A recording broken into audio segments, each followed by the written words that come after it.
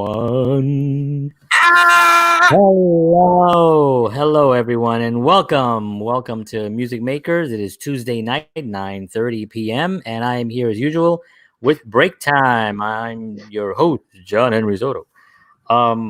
So very, very interesting topic that we're going to talk about today. We're going to talk about Spotify, which was brought to the attention of guitar extraordinaire Andres, a member of Break Time. Yeah. And he was talking about the whole Joe Rogan thing, and I thought to myself, hey, you know what? It is a really good topic, because I think there's a lot of interest in not just the fact that Joe Rogan just bitch slapped YouTube. Yeah. Sorry, YouTube. I know I'm live on YouTube right now. They'll just pull the plug. But if here's Tommy. Let me bring Tommy in here. Hey, everybody. But if hey, what's up, Tommy? So Joe Rogan basically signed this huge $100 million deal with Spotify, which was really a heavy duty slap. Not just that, but you know what it really proved? It proved that podcasts are valuable. One, that there's content creators are extremely valuable, because that's all he is. He's just a content creator. He's not a producer, not an actor. He's not a dancer. He basically draws information from the world, and he puts it out there. So it's a really, really win situation for a lot of people that create content at scale, and I think that's actually an exciting time for us. So I'm going to go over a little bit about some of the numbers and stuff, because I was fascinated by this. Joe Rogan, of course, Spotify didn't bother going after like the number 10 guy, the number 5 guy, not the number 2 guy. They went after the number 1 dude in the space, and they got him. 150 million downloads per month. He has 1,500 podcasts, and this deal takes everything out of YouTube. His videos, all the podcasts can't be seen anywhere else. So iTunes loses, YouTube obviously, Google loses, and so. But here's some of the interesting. I don't know if you guys saw this video on YouTube, but it's a guy who was kind of breaking it down a little bit that I saw about a week ago, and so he. One of the reasons why he's so successful is because he can pull from a lot of different spaces, right? He knows a lot of actors, comedians. He's from the UFC. He's a fighter himself, boxing. He knows just a lot of different places, so he can draw audiences from so many different places. And so this is the power that happened. This is what Spotify. Now people say, well, did Spotify make a good deal, a bad deal? I'm going to tell you what kind of a deal they made. They gave $100 million. They gave $100 million to Joe Rogan. Well deserved. And on May 19th, the stock was at 161.43. That's what the stock was for Spotify. 2 days later, it was at 189.80. What that means is that on May 19th, the company was worth $30 billion, so like $30.5 billion. 48 hours later, they were worth $35 billion, meaning that signing Joe Rogan made Spotify $5 billion in 2 days. In 2 freaking days, they made $5 billion. So did they have a good deal? Yeah, they made a good deal. And Joe Rogan made the deal that he thought was best for him at the time. But Joe Rogan now is basically worth $5 billion, right? Because that's what he just literally just brought to that company in 2 days, right? And I mean, you can take into account other factors and stuff. Let's just say $4 billion, right? Mm-hmm. So that would be good too. Let me just see. So anyway, it basically just shows the value of Joe Rogan and the value of content creating. And one of the reasons why I wanted to, when Andres brought that up, I wanted to bring it up because, well, what does that mean for music? Because it was known as it's basically known as a music platform. But Spotify, because of this deal, is actually creating a video platform right now. It's not done yet, but they're currently working on it. And I'm like, every day I'm waiting because I want to be one of the first ones to sign up for whatever the hell they got and pay whatever the hell they want me to pay to get into that space quickly, early, So every day we got to pay attention. We got to make sure that, okay, it's going to launch on this day, be one of the first, whatever the hell it is that they come up with. They seem to be pretty creative over there, and they seem to really care about the consumer. They're also not allowed to censor Joe Rogan, which, yeah, as we all know, YouTube has a tendency of swinging people the way they want to swing them. And that's actually going to be a very interesting thing. It's one of the reasons why Howard Stern went to Sirius Radio, right? Because, he has completely unlimited. He doesn't have to bow to anybody. I wonder what he thought about this deal. That'll be I haven't heard him any. I gotta check it out and see what he thinks about it. So Andre, let's start with you. What did I miss something? He's probably thinking, why didn't I sign that deal? Yeah. Knowing Howard, he would probably be the like, first thing. I should be that. That should be me. That should be me doing that. Yeah, I think it's crazy. I'm a big Spotify fan. Like, I have Spotify. It's ever since I made the switch from Apple Music. Oh my goodness, it's so much better. I did too. I'm a big Joe Rogan. Music, I'm a big Joe Rogan fan too. So I'm glad I'll still have him. But yeah, that's insane. Like, that's a deal that big for one, basically just his brand, the JRE brand. That's insane that it's going to consolidate all his catalog in one app. And I was thinking, like, well, who's next? Like, who's the next big name that's going to get taken off of everything and put into Spotify? Yeah, I'm sure that they have I'm sure that they actually are planning their strategy, and they wanted to get the biggest guy first. Yeah, absolutely. They and like, it doesn't have to stop at podcast. It could be like the next, right? Like, Metallica. Exactly. What if they get Metallica next? You can only get Metallica on Spotify. That'd be crazy. Oh my god. Well, I mean, the problem that I see with that is that Joe Rogan owns his brand fully, whereas Metallica might have a record company that owns probably some of their music. There's a bunch of people tied into it, probably, I'm thinking.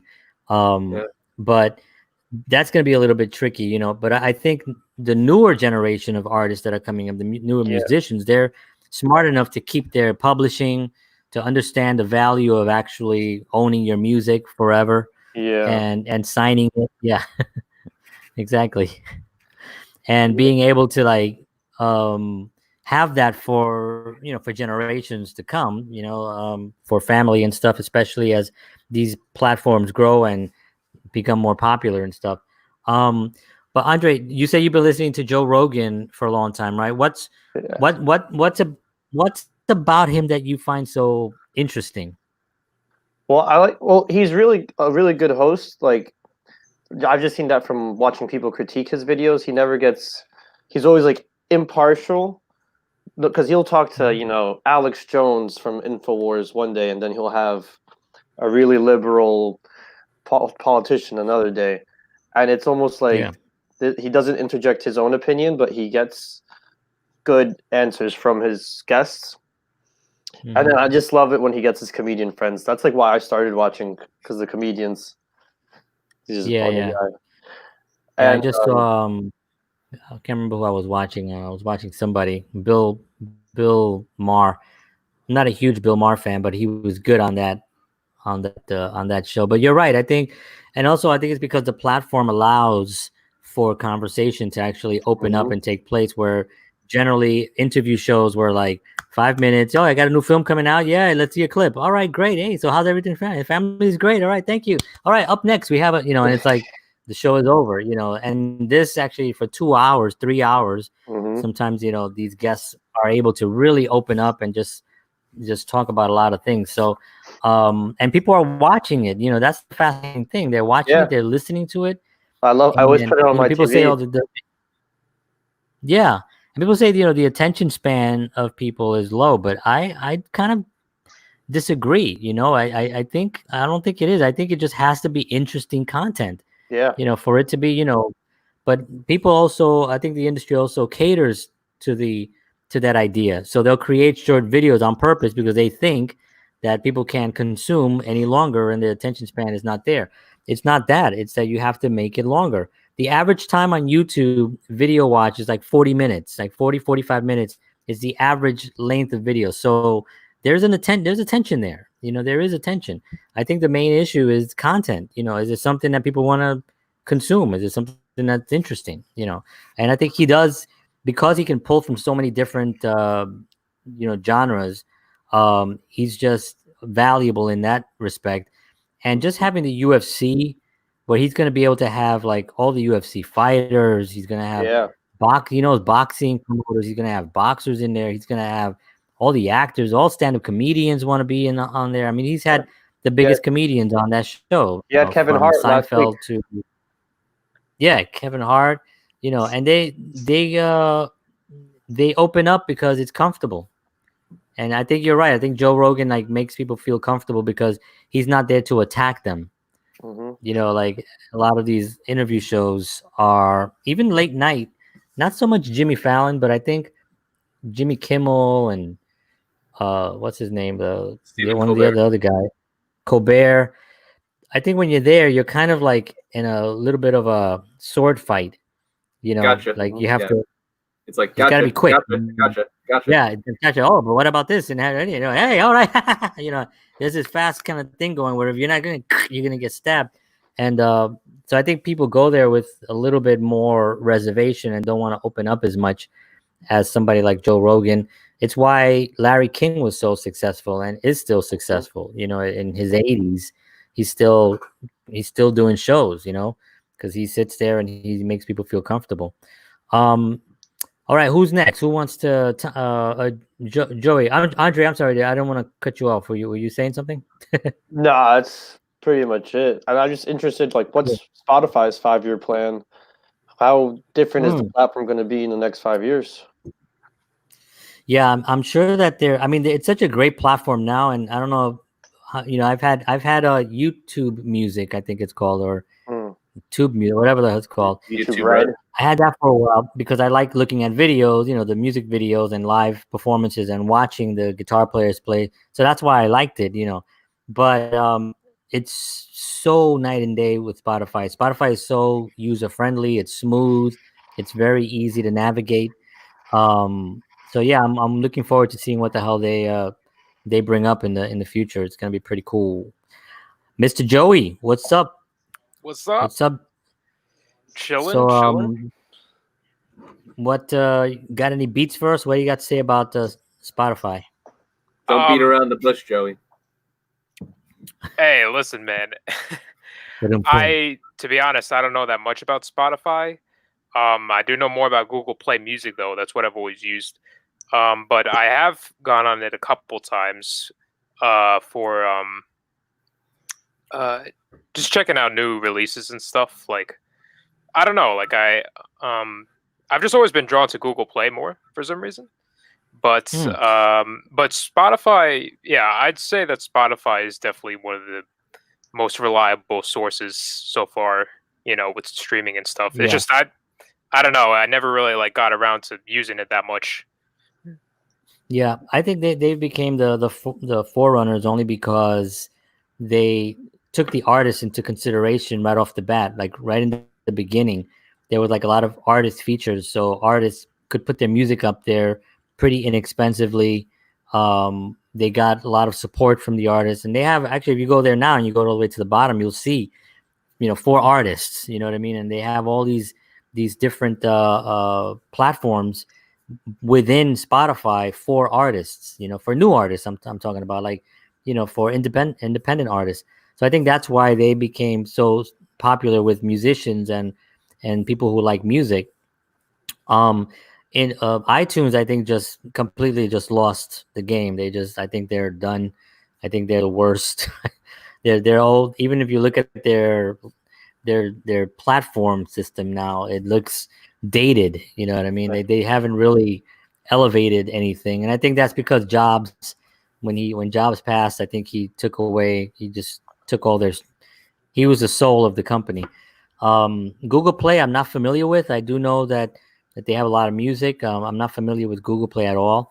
And then YouTube Music, they have a good playlist because it comes with the videos, which I like. Vivo. But what was that? Vivo. That's like their small. That's where they do all the music videos through that Vivo. Oh, is that what it is? Oh, I didn't even know. I just go to my Google. And the auto-generated music comes from Topic. So like when you go to the artist and the topic, that's the YouTube auto-generated. Okay.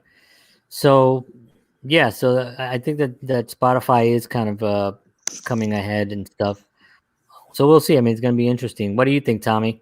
What are your thoughts on Spotify? Well, I do have Spotify now. I used to actually use Amazon Music, and then I decided to and then I decided to, for some reason, I don't remember off the top of my head why I chose to use Spotify to start using it, but I decided to give it a try because I felt like Amazon Music wasn't giving me like certain artists that I wanted to listen to, because like you'd have to like get, I guess Prime or Prime Unlimited or whatever it's called, and I'm like, yeah, I'll just like try Spotify and see if that changes anything, and it really did.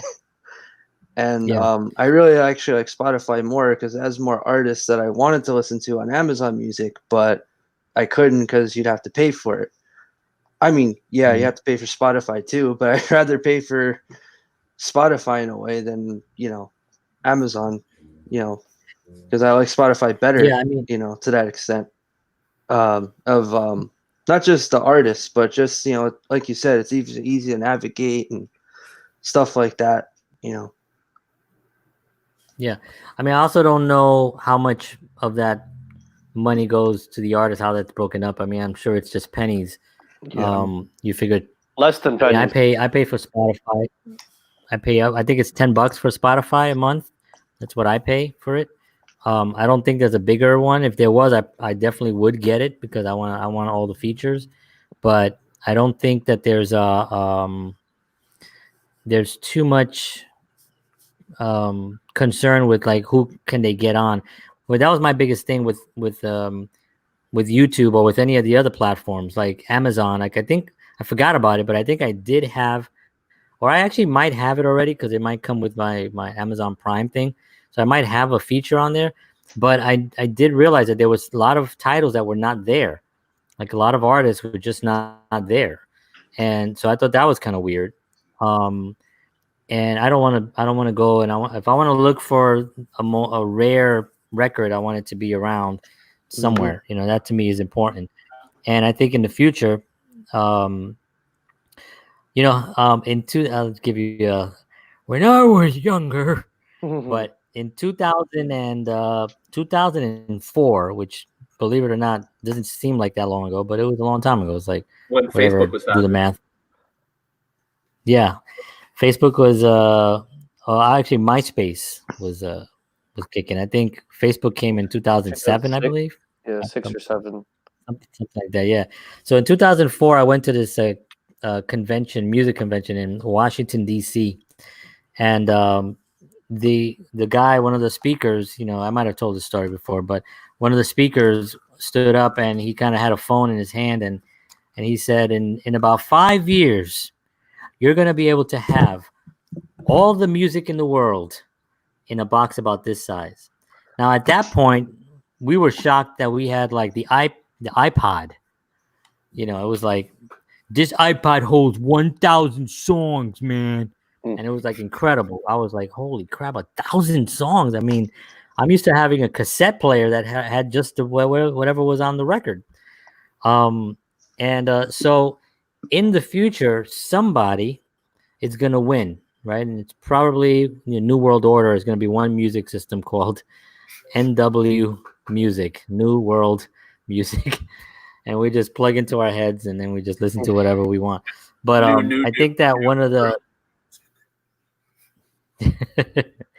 so I think that it's an amazing thing to think that we have all these platforms now that we can actually listen to all this music, right, in our So it's a blessing. Now, how is BreakTime going to utilize this opportunity to further their music, to get their music out there, and to actually make an impact? Sean. So, to answer the first question, and then to answer this question, we've all been basically talking along the same plane when analyzing the situation. And the fact that Spotify is doing this is that there is competition.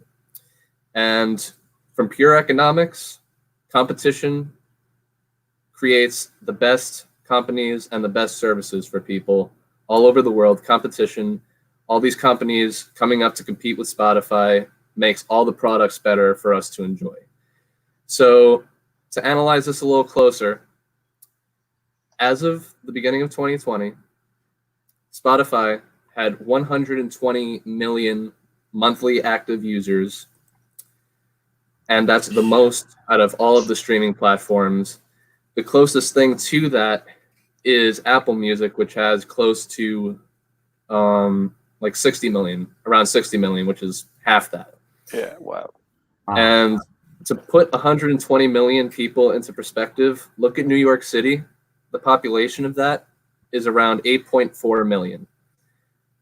Now multiply that 14 times. That's 14 New York cities.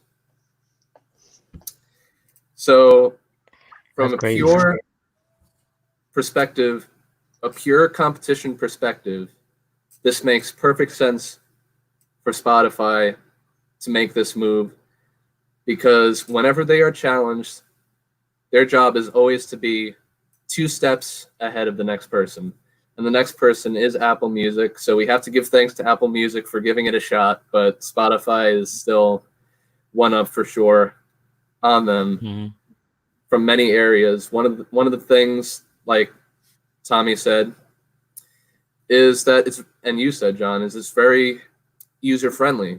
You know, you can put yourself into Spotify, not only your music, but when you look for music, and you can curate your own playlist. You can make your own playlist. You can make an extension of yourself on there, and artists can make extensions of themselves and curate their own playlist, which is something that no other platform can really say about itself. And obviously, by encouraging the user to take a deeper experience into Spotify, that's why it becomes so addicting and it's so user friendly. You know, because no other platform has mastered that art like Spotify. As you said, a $30 billion, now $35 billion company with the inclusion of Joe Rogan. And without this competition, they probably wouldn't be expanding into the video realm. You know, because they've got a lot of people behind them. And as I said, in any business, it's good for the economy when there's companies competing with each other. Lowers prices of things for people, gives people better products as well. So kudos to Spotify. Yeah, and you know, who knows, like with these big power moves of like giving huge contracts for exclusivity, that could tip the balance. Like I remember when Kanye West, I think, was going to release an album, and it was only going to be available on Tidal. Might have been Kanye. Like Tidal, I mean, it's still pretty small, but its numbers skyrocketed overnight. Sure. Yeah, and I think that's content control. You know, and that's where in the past you needed someone else to control your content in order for it to be heard, and you really don't need that anymore. You really just need to have good content, and then have somebody who's willing to actually put you out there. Yeah, and if it expands, you still control it. Yeah, and that's different than it was, you know, with the record label deals, you know, that stuff. So you're right. It may turn the tables where an artist that actually controls, like the Beatles, let's just say, you know, let's just say the Beatles sign a deal with Spotify, where you could only listen to the Beatles music on Spotify, because he owns the music. You know, Paul McCartney owns all the music, all the rights to the songs, right? So can you imagine what that would create in the system? I mean, it would probably just it would break the system. Shake everything. Yeah, it would break the system because that'll just be like so freaking crazy. Michael Jackson, his estate owns all the music. What if they break a deal with one entity and you can only go? I mean, man, these companies that because when you don't necessarily own. This is why when we post stuff on YouTube and we have a song in the background or something, right? YouTube will immediately read it, right? The algorithms picks it up, whatever it is, and sends you an email saying, "Hey, you're not in trouble, but just want to let you know that the guy who wrote that song, Oye Copyright. Como Va, we've got copyright on it, and you ain't gonna get away with that. So don't do nothing. But we're just telling you, if you get 1 million views, you ain't making a dime." That's basically what they're saying, right? In that tone. Hey, fair use. Right. Now to you okay there, John? No, I'm fine. I was laughing and then I choked. Because you're so funny, Sean.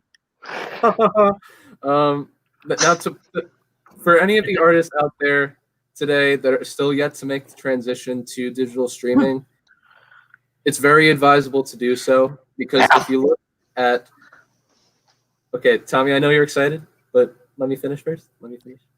All I said was yeah, but go ahead. Yeah, I'm agreeing with you. So another stat here.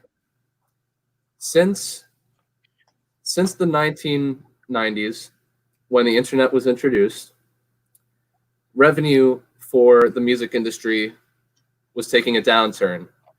It was just constant throughout the 1990s into the early 2010s even. Spotify and streaming services come around. Spotify founded 2008. A lot of streaming platforms. Spotify was the first one introduced to America in 2011. As of 2014, the revenue for the music industry has actually been going up. It's increased from $15 billion a year to $20 billion around in 2018. And as of 2019, $11.1 billion of that $20 billion, that's from Spotify, Apple Music, Amazon Music, Tidal, all of those streaming platforms. They're responsible for the bulk of the revenue that the music industry is making. So It's very advisable to get your music on a streaming platform, because they control the market now. They control a majority of the market share. So to answer your question about what is BreakTime going to do, quite simply, we're going to see if we can get an exclusive deal somewhere, because there's so much power now in exclusive deals. There's going to be a shift, and we're calling it. We want to be one of the first ones to take advantage of it. If this takes off, and as I am a make it happen person and a positive person, when we make it happen, mark my words, 9:58 p.m. on June 2nd of God's year of 2020. When we make it big, there's so much power that the artists are having. That's how I start my meetings, by the way, guys. Oh, good. So there's going to be so much power in the artist. It's been shifting for a while now. COVID-19, big deal. A lot of the artists, all the artists, even the artists selling out stadiums, we're all home. It's a reset button. Mm-hmm. We need to take advantage of when those artists, of when we get the shot, we get the opportunity to call the shots, because that's when the music industry will start to really rebound in the quality of music being out there. Musicians having a voice again, not the same groups of songwriters writing the same regurgitated songs over and over for the same artist, making sure that they're at the top because of bragging rights and, oh, look at this. Look at all that money. We don't need anybody else. That's Right. we don't need that anymore. It's overdone. Yeah, I think people are tired of that too. I think it's been, especially like I said this before, social media has made everyone somewhat a celebrity in their own little cocoon, right? They never in history did we have a platform where we can actually connect with 100 people a week, that would see us. No one did that. No, that's never happened in the history of anything. And some people have thousands, and fitness, apparently fitness people, they have a tremendous amount of followers, and especially the girls. And that was Hey, not a thing. break time's a great time. That's right. And that was not a thing, and now it just seems like it's a very enticing to people, to understand. They understand celebrity a little bit, yeah, not to the grain, but they understand being known for something, and I think it changes the perspective. I think it was Dr. Dre that was talking about this recently, where he was interviewed, and he said how he really does not like social media, how it would be, it really, what he said was that the artist loses their mystique because of social media. He said, I don't think I would do well in social media when it came out. um if he was around when if social media was around when he came up, he would have hated it. Mhm. And who knows how he would have done, because nobody, he would have, I know artists right now that are not using social media and are basically just sitting. Nobody knows who they are. They're not doing anything. Great artists, some of them. So you have to kind of take that into consideration when you're talking about the future of how exclusive deals are going to go. Because if you have somebody, I'll take fitness trainers again, right? Because for a while on my feed on my Instagram account, I kept getting guitar players, pedal board creators, and then just hot chicks working out. Now, because I'm into fitness, I follow a lot of fitness guru guys. So I follow fitness guru guys, and some of the trainers and stuff. But for some odd reason, all these things came. So I was started looking. I'm like, why all these things? But they have like 100,000 followers. Some of these completely unknown to anybody, and there's a lot of them, and they have hundreds of thousands of followers. And so, what's the exclusive? Like, if a company is going to sign someone exclusively to a deal, how are they going to choose between 20 girls? Let's just say that, a fitness platform, they want a really good fitness person to represent their app. How are they going to pick? They all have 100,000. They're all gorgeous. They all have great bodies. Who's going to, it's got to be content. It's got to be personality. It's got to be, how can they carry themselves in front of the camera? Are they engaging? So all these things, yeah, all these things are still on the table for everyone. This is not a time for people to think that with social media you're going to make it. You still have to have the goods. As a matter of fact, you have to have it a little bit more now, because, as I mentioned, people are more aware of how to read social media. They know, and they understand celebrity now, because they have a little bit of a taste of, like, hey, my picture got 40 likes. That's pretty cool. They understand that drug. And so I think it's going to be very interesting about that. And Andre was saying about the exclusiveness, about like a Metallica group and stuff like that. Man, I mean, that would just freaking be unbelievable. Because who else owns their their publishing? Rolling Stones, right? The Beatles, Paul McCartney owns everything, right? Michael Jackson estate owns all their stuff. And then there's artists that are incredible, like Sting, and I mean, there's just a lot of these huge artists. Billy Joel, who lost a lot of his publishing. I think he has some of it back.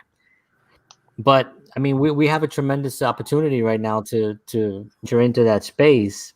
Now that it's extremely young, especially you guys that are extremely young, you have to really start getting and cranking out them tunes and start flooding that place.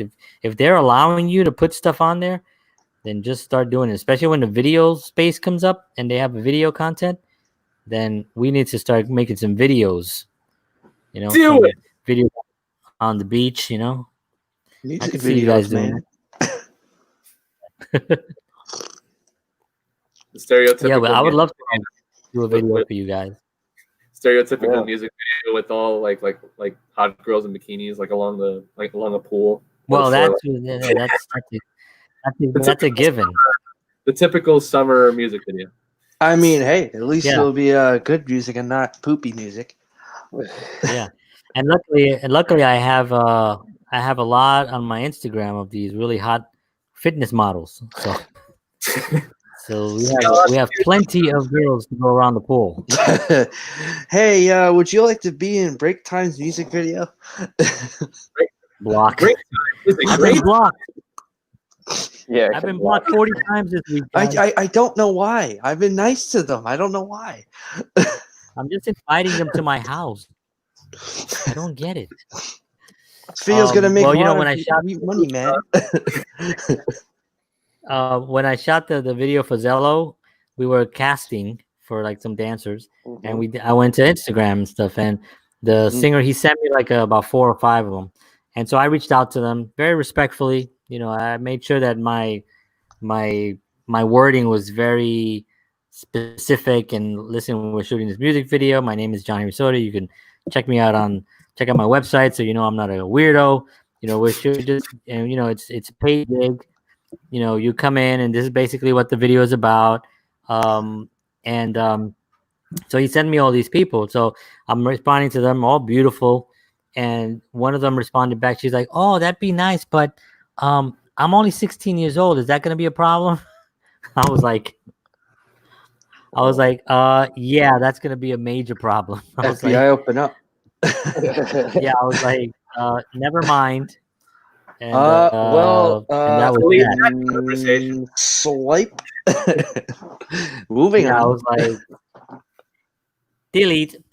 No, but she was very nice, and she was like, "Oh, it would have been fun." And I was like, "Yeah, you know, I'm sorry, And but yeah, just but I for would have also legal had reasons, the we government can't." on my ass. But She you still know, follows me. So, let's see. Let's talk a little bit about the Joe Rogan deal too, because I think that moving into a lot of these spaces, you guys as a band could also really go into the podcasting space as well as a band. You know what I mean? You're kind of doing it now with me and stuff, but if you guys wanted to break off at some point, not as a band, but individually, even, you know, like a drum podcast where you talk about drumming and you talk about the latest, you know, tracks from the drummer that you like and whatever, or any other drummer. Same thing with guitars. And there's a lot of podcasts out there, you know, but we all have this opportunity now, you know, and especially if you're going onto this new space, why not throw everything at it? You know what I mean? Have the music, the band, you know, there's 4 of you, 4 podcasts, you know, or maybe 5, one where you all do together, and 4 separate ones, you know, and just content, right? I mean, it's all about creating content and creating awareness and attention, you know, especially when you're just starting out. You know, it's huge. You guys ever thought, is anybody interested in ever like starting their own podcast?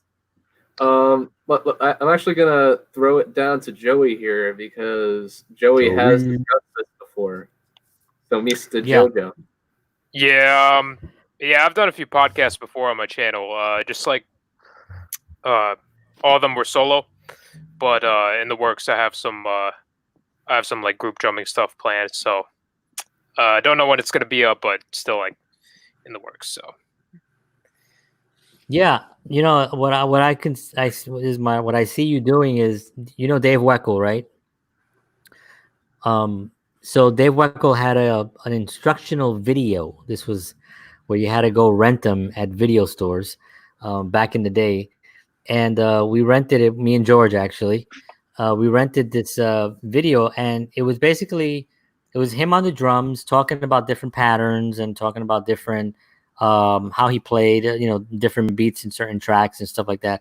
And then he would do one song with you know, with the playback, and then he would talk about a little bit, you know what I mean? And I remember us watching it, and we were just fascinated by it because we were, young and interested in music and stuff. And I think that would be something that you'd be really good at explaining, the drum technique and also the drum techniques of other drummers. This is what Dave Weckl used to do. Also, he would talk about other drummers and how they play it and how they inspired him to do this kind of thing that he does, And I think that that's also really interesting as well. So a lot of opportunity there. Definitely, I would definitely carry on with that for Cool, sure. thank you. For sure. Yeah, absolutely. Sean, I could see you doing a podcast on the Beatles only. Yes, Today we're going to talk about very well read. We're going to talk about Paul McCartney's D string, just the D string of his bass. We're going to talk about tomorrow, the D string and at the 12th fret specifically. Yeah, every song he's used the 12th fret on the D string. We're only going to talk about the 12th fret of Paul McCartney's bass today. Welcome to the show. But yeah, you could probably do something like that. Is that something you'd be ever interested in doing?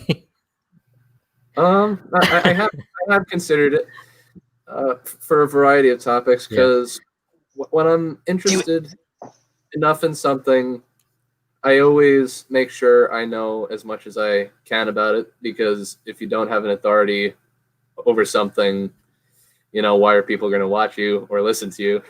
So right.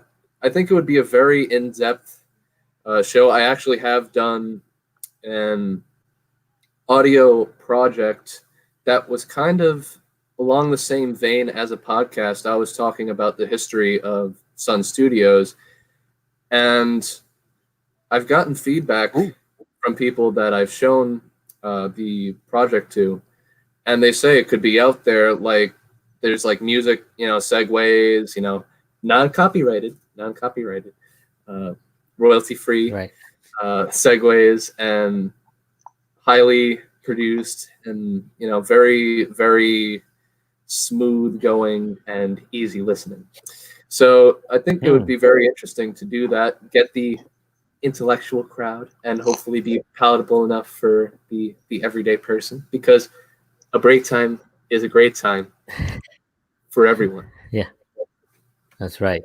I was actually going to say that it might be interesting also for younger people who are not maybe as familiar with all the ins and outs of the Beatles. They might know the Beatles. Like my kids know who the Beatles are because of me, but there may be older kids that might not, might like your work and your music, and then also be like, oh wow, that's interesting. He knows a lot about the Beatles. Let me learn about the Beatles. My kids know the Beatles because of, I don't know if you guys know Beat Bugs. Have you heard of that? Mm-hmm, the Beat Bugs, yep. That's like an Australian cartoon, right? Yeah, it's actually an animated series. I don't call it cartoons. It's an animated series, and it uses the Beatles music, but it'll take like one particular song, and then that'll be the episode.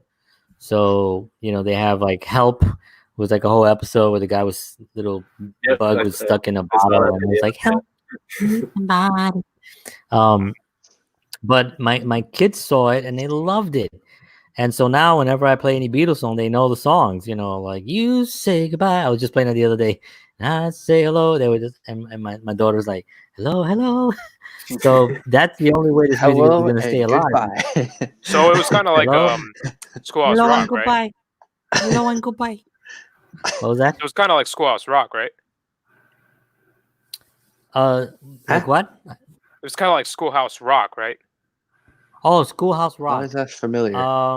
That's that show where they it was animated also, but they made a lot of it was like original like educational songs basically about like history. Oh, Schoolhouse Rock.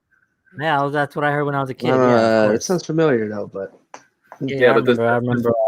thing is the actual like music of the Beatles put into a situation. Yeah. Oh yeah, no. I do remember as well. There was another show. Not exactly educational, but there was a cartoon called the Beatles cartoons. Mm-hmm. Back in, I guess, I want to say maybe 70s, 80s, maybe. I don't Yeah, remember when they came out. Around that time, Yeah. a while ago, Really? kid. And basically, it's kind of like that beat bug kind of thing where they took a song and that was like the name of the episode. So like one episode you'd have like probably Help or Hard Day's Night or I remember I Want I'll to Hold Follow Your Hand. What's that, Sean? Yeah, the I'll Follow the Sun episode. I Yeah. remember that one fondly. So it's it has a kind of similar format when it comes to the title, and stuff like that. And then they would get into like situations and stuff where they, then they play the song, basically. It shows the importance of diversifying content across all different media, because you need to dispense your brand as much and as varied as possible to bring everybody in, which ties back into the Joe Rogan experience, bringing so many different disciplines of people in, and people all across the political spectrum when talking about politics, just different disciplines, different ideologies, and really giving them their time to use their brand to enhance your own brand, which is basically like the interview, the entire interview model. Yeah. So there's two points that I just wanted that just came to me actually. One of them was the fact that somebody like Joe Rogan signs this huge deal for this one platform. We're encouraged to always like disseminate our stuff into as many avenues, right? It's all about attention and getting as much attention as a commodity, right? Not attention being an attention whore, but being just getting attention for your music, right? Listen and to then us. Please, I want to be heard. So like if you take somebody like Rick Beato, right? You guys watch Oh him? yeah. Oh yeah. Mm-hmm. So I watch Rick Beato like obsessively, right? I think he's great, but he does all these videos like why is this song great? Whatever, what makes this song great? Yep. And a lot of them sometimes get taken off. I think he just had a situation right now with the band. I can't remember what group it was. It might have been. I don't remember what group it was. Was it Led Zeppelin? It might have been. They demonetized. I don't know. But then they put it back again. I think it was something like that. It happened recently during the quarantine, but he was really upset about it. He did a whole video about it, and he made some good points that I think that it just kind of occurred to me, and I wanted to relate to you guys, see what you thought regarding this Joe Rogan thing, because one of the reasons, and it also reminded me because of the Beatles. Now the Beatles are smart, obviously, right? By doing the beat bugs, they're keeping their music alive. They're instilling it into kids that are going to grow up and remember the Beatles. My daughter now is always going to know the Beatles. She knows the four guys. She knows their names. My son as well, who's only 3. So this is keeping the music alive, right? Now there are all these bands that if you play anything anywhere on YouTube, any few seconds of a song, you get banned. They take your video down, right? And I'm thinking to myself, don't you want people to hear your songs? Like, first of all, most people on YouTube that are playing a cover of a song are not making any money, right? We're not there to make money on YouTube, redoing a Queen song or something. You know what I mean? It's just not happening for anybody. But they take down these songs, and then at some point, they're going to become irrelevant, and their music is going to slowly go away because radio is not going to play them as much, and people aren't listening to radio anymore. So if people start getting these exclusive deals, you're going to go to one place, you're going to listen to this, and so the expanding. Now, the thing about Joe Rogan that was interesting, and what do you guys think, is I will get to a point at some point. Give me a second here. But is he pigeonholing himself into one platform for a very long time? Like, how long is his deal? Is it a 5-year deal? Is it? I think it was a 5-year deal or something. I mean, that's kind of like saying that I could only go to one place now. I can't be seen anywhere else. So is that going to be a problem for his brand? That not that many people are going to see it, but of course, there's how many listeners do we have on there again? You said So I just looked up how many people subscribe to the Joe Rogan Experience, and it's currently 8.58 million subscribers on YouTube.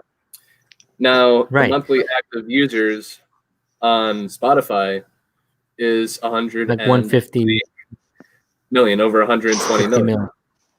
So that's almost 14 times, like I said, New York City, which is basically how many people follow Joe Rogan.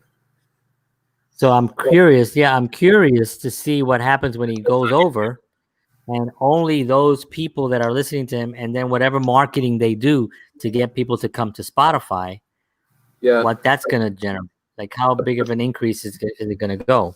Yeah, apparently it's gonna be a gradual thing, because the rest of Joe Rogan's content is gonna remain on YouTube until the beginning of 2021. Right, to the end of the year, right? Between the podcast listeners and the YouTube watchers off of YouTube and onto Spotify, you know, on a gradual plan for the rest of the year. So hopefully for Joe it works out for him, because you know he's the guy in podcasting right now. So yeah, I mean it's exciting. You know, I'm just wondering about the longevity of a platform. You know, platforms tend to make mistakes. I don't know one that hasn't.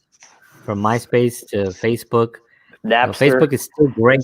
Yeah, Napster brought on the streaming platforms. That's the reason for Spotify, because they're the mediator between the industry and the listeners, and that's how they make their money, because they're the mediator.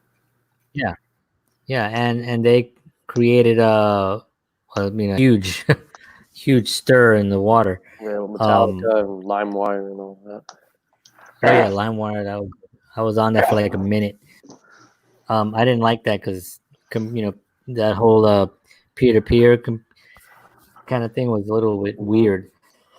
But do you guys think that it's better to have your music on a lot of different platforms, or you guys be okay to be just on one?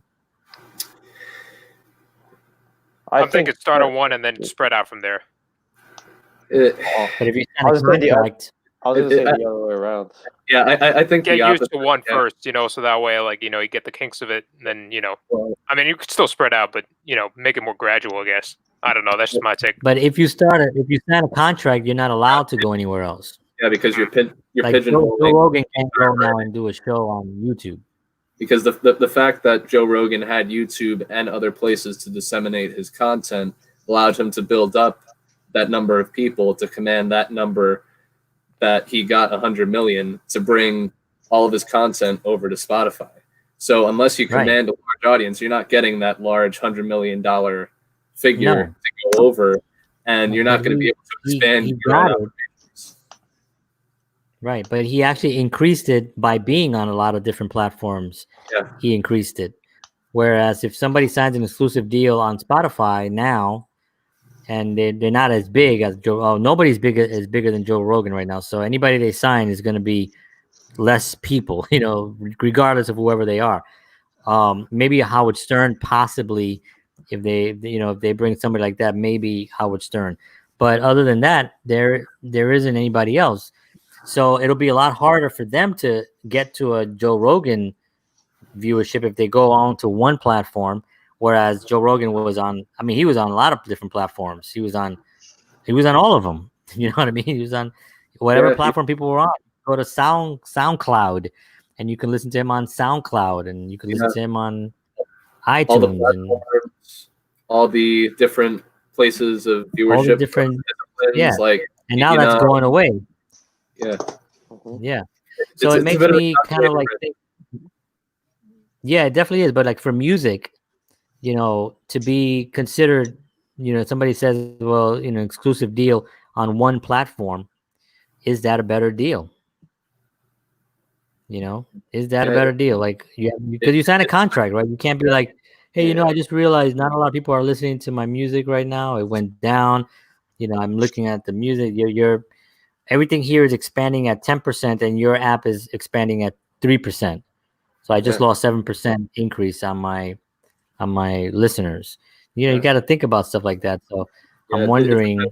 It depends on like how the platform is being managed, and if they put up that constant growth to be able to justify trying to make another band's or artist's music exclusive on their platform. If they can't guarantee that, or they don't show that track record, just like for anything, if you don't have a track record, you can't have credibility to, come to somebody like with that type of deal. Like Spotify. I guess you really have to have confidence in the platform. It's one of the most constantly expanding platforms, and it's setting the pace for all the other platforms. Even if they try to get close, like with Apple Music, Spotify still has the most constant quarterly growth out of all the platforms. Somehow they've mastered it. So did Facebook for about 10 years. Yeah. Facebook was booming for 10 years, maybe even more than 10 years. Maybe about a good 9 years, Facebook was just the place. It was expanding. It was getting big. And then something happened and it got political, and then cops came in and started arresting posts, and then that changed the whole game. YouTube, the same thing. Shout out to who? The PC police. Oh yeah. Yeah, and so I mean that's always like a concern, I guess, but again, you do have to have confidence in the platform, and you have to, and again, this is kind of unprecedented. Nobody's ever done this before. I mean, this isn't like something that gets done all the time. He's really the first guy, content creator, podcaster, personality, to sign such a huge deal, based on really him talking behind a mic. Yeah. Talking to people behind a mic. That's basically the gist of it. That's a sweet gig right there. Yeah, you know what I'm saying? So it's like never been done before. So it's exciting because I like when things like that happen, where a company like YouTube is like, wait, yeah, but we can still show your videos, right? Nah, only for the end of the year, and then we're taking them, bringing them to another platform, And that's now we have to see who does the retaliation, who does the next salvo, right? Because this is going to start competition again, and there's going to be even more content for everybody, and it's going to be more value for whoever's using these platforms. It's going to be great, at least from the economic perspective, it's going to be great. Yeah, I could definitely guarantee that there's going to be a lot of people creating shows now, realizing that Spotify is going to be getting people eventually and getting exclusive deals, and so people are getting ready. They're doing this, trying to figure out who's going to be the next. Who's going to be the next guy to go? That's right. Cool. Anybody have any final thoughts on Spotify in the future, and any other things before I have my final thoughts? Tommy looks like he's going to drop a bomb, so maybe something. Anything? I mean, I don't have anything to say. I'm just, I'm just being me. Yeah. Okay. I've never heard of Led Zeppelin. Right there. We'll go to Led Zeppelin. Who is that? Since I'm pointing at Andres' window, let's see final thoughts from the person who came up with this template. Yeah, let's just keep an eye out for who's the next big grab in the exclusivity wars, and see where it goes. Because it's definitely something to keep an eye on. Because streaming platforms are probably going to change in some way after this. Yeah. Where the streaming platforms go, that's where the content industry goes. They're gonna make a lot more money this time, especially since everyone's online. In the whole coronavirus. Yeah, and it's just much more convenient. It's just much more convenient than to buy like something physical. Like for artists, some of us are audiophiles that like to have actual records and feel the covers and love them like they're our babies and all that. But it's just much more convenient. It's really the game of where is the most convenient place to go. So we just need to watch now how all these places are going to make that pitch to say, hey, we have everything here, So it's going to be most convenient for you to spend your money with us, and we'll keep you entertained in anything, all of your interests in this one spot. And that's convenience equals more followers. The more the easier platforms you go for, the more people will follow you. Yeah, and I think Spotify and all these other streaming platforms are probably going to start looking for established people off the bat. People with an audience already. They're just going to bring them along. It's very inexpensive for them to just say like, "Okay, your stuff is here now." They'll just keep doing what you're doing, and we'll help you with the marketing. And that's basically.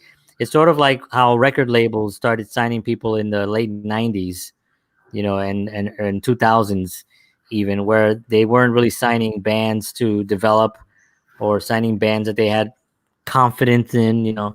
They signed bands that had already a following, that had already a record out, and that were already performing and touring and stuff like that. That was what they were doing in the 90s. I don't know how they're signed. I don't know how they do it now, but I'm assuming they have to have some kind of social media following already for them to want to give them $1 million to quit their jobs and buy equipment and start playing.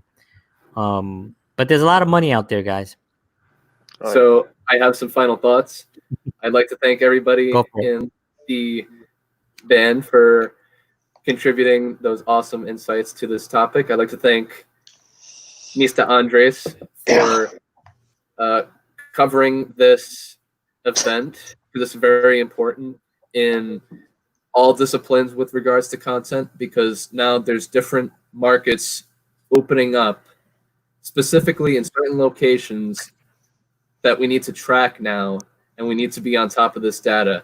Whether you're a musician, whether you're a podcaster, if you're doing vlogs, or if you're doing gaming or anything like that, now you have to pay attention to these huge deals and the mechanisms behind these deals. Nice, Joey. And I'd like to thank anybody who's watching. I'd like to thank John for inviting us every week for this weekly show, because it's very Thank you, John. insightful. Thank you, brother. My pleasure. You guys are awesome. And entertainment and insights are the central thesis of my autobiography. Pre-order my autobiography on Amazon. Like I said, I had to expect that. Sweetwater.com, Guitar Center, Musician's Friend. It's on all platforms. Yeah, I want all the followership. All platforms, not one platform. He's going to cover the zeitgeist of the cultural revolution of the 2020th of the 10:32 hour of Joey, 2nd of June. Hey, I'm marketing my thing here. Hey, man, I'm helping you up. Hey, I got it. Hey, oi, hey, oi, hey, let me finish. Hey, Mike, don't making me crazy, Mike. So I'm gonna this is where I lose control. The FaceTime Continuum for your reading pleasure. It's going to be both on audiobook. It'll be streamed on Spotify, Apple Music, Amazon Music, and depending on where streaming is at in 2064, that's where it will be. By that time, it'll be called an all death for all of us. Yeah, by that time it'll be an audible implant. Yes, and 2064 again. 2064 pre-order. It's gonna be. Wow, you're so specific, bro. Still alive by So 2064. specific. Hey, let me finish. 2064 with your support. If we're here by Thank 2064. Let me finish. Let me finish you with your support. Thank you. I've been Sean Manuel. Zeitgeist. Good night. And make sure you go to the BreakTime reunion tour in 2064. Yes, because a That's break right. time is a great time, even in 2064. I'll definitely be at the reunion with my diapers. Thought you were gonna make in a week. Beatles show. All right. I used to know them. They look familiar. Back in my day, I used to have the young whippersnappers everywhere. Losing my head. All right, now my new thing that I'm introducing, which is called JHS Final Thoughts. Final thoughts. So my final thought of the day is with what's currently happening in the world right now, which is pretty serious. We're kind of needed more than ever. I think when we first started this, it was sort of like, artists are the guys that, and now it is like 1,000 times percent important for us to really start getting out there and creating positive. I mean, I got attacked for being positive. I get attacked for being too positive. It's I mean, gotten this way is a worse, man. It's gotten way worse. Frightening planet that we're currently living in. Yeah. And what I want to say is, I appreciate you guys because you guys are positive and you guys have your heads in the right place. You are making waves and making, towards the right positive future. And you guys are the future here. You know what I mean? You guys are the ones that are going to be around, in 30, 40 years to see this, to see what this moment is creating for the future of you and your children and your families and stuff. So with that said, I want to thank everybody who tuned in. Anybody, we didn't get any comments today. I didn't really, I have to start doing a better job of posting this and sharing it and telling people to join in, because I do have a lot of people that would. But today I had a little bit of a family situation, not a bad family situation, but I was with my family. But I want to thank everybody who tuned in, because I did see eyes on the show there. And I want to thank you guys as always. Thank you. Next week we are going to have, I'm going to bring somebody on to kind of elaborate on whatever topic that we decide to go with. You guys are great. Thank you so much. If you have any other topics for the future, please, like you guys did, like Andres had today's topic, just shoot them over, and then we'll just take them up, and we'll keep the flow going. Stay positive, stay safe, everybody. God bless you. And I'll see you all again. Follow BreakTime Live NJ. BreakTime's a great time. BreakTime's a great time. BreakTime family. Hey, all email johnhenrysoto@gmail.com. We'll get you a cake from Judickies.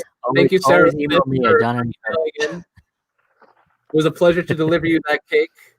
It feels like I know you personally, who you are, Sarah Smith, but I can't put my finger on it. It really does.